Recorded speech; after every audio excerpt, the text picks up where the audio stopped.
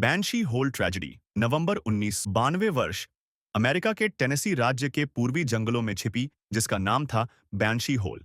यह गुफा 95 फीट गहरी सीधी खड़ी शाफ्ट के लिए जानी जाती थी जो अंदर जाकर जटिल और संकरी सुरंगों और चैम्बरों में बदल जाती थी। यह गुफा सबसे खतरनाक तो नहीं थी मगर अनुभवहीनों के लिए यह बिल्कुल सही जगह नहीं थी। 4 लोगों में से एक, जिसे बाद में रिपोर्ट में केवल पीड़ित कहा गया, ने इससे पहले कभी भी वर्टिकल केविंग नहीं की थी। उसका अनुभव सिर्फ किताबें पढ़ने और पेड़ों पर रस्सी से नॉट्स की प्रैक्टिस करने तक सीमित था। उसने कुछ बेसिक गियर खरीदा था और असली गुफा में उतरने के लिए बेहद उत्साहित था। भले ही वह सबसे कम अनुभवी था, लेकिन सबसे पहले उतरने के लिए वही आगे आया। साथियों की मदद से उसने गुफा के मुहाने पर लगी फिक्स्ड रस्सी में खुद को क्लिप किया और 95 फीट नीचे उस अंधेरे में उतर गया। संकरी रेंगने वाली जगहों, तीखे मोड़ों से गुजरते हुए वे एक बड़े, अजनबी चैम्बर में पहुंचे। वहां एक कोने में उन्हें एक छोटा छिपा हुआ फ्लोस्टोन से ढका टनल दिखा। लेकिन दिन ढल रहा था और सभी ने वापस लौटने का फैसला किया। गुफा से बाहर निकलने का रास्ता वही लंबा खड़ा शाफ्ट था।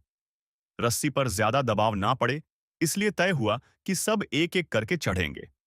और एक बार फिर सबसे अनुभवहीन सदस्य सबसे पहले चढ़ने के लिए तैयार हो गया। लेकिन उसकी चढ़ाई का इंतजाम बेहद खतरनाक था। उसने अपने सीने पर कसकर एक चेस्ट हार्नेस बांध लिया था जो उसने नायलॉन वेबिंग से खुद बनाया था।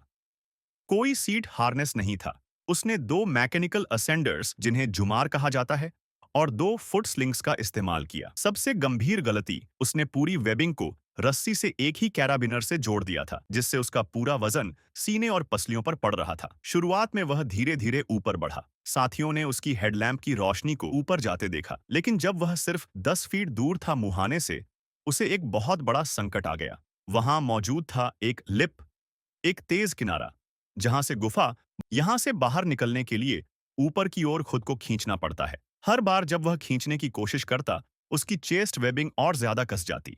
नीचे खड़े साथियों को उसकी धीमी, टूटी-फूटी सांसें सुनाई देने लगीं। 2 लोग तुरंत ऊपर चढ़े।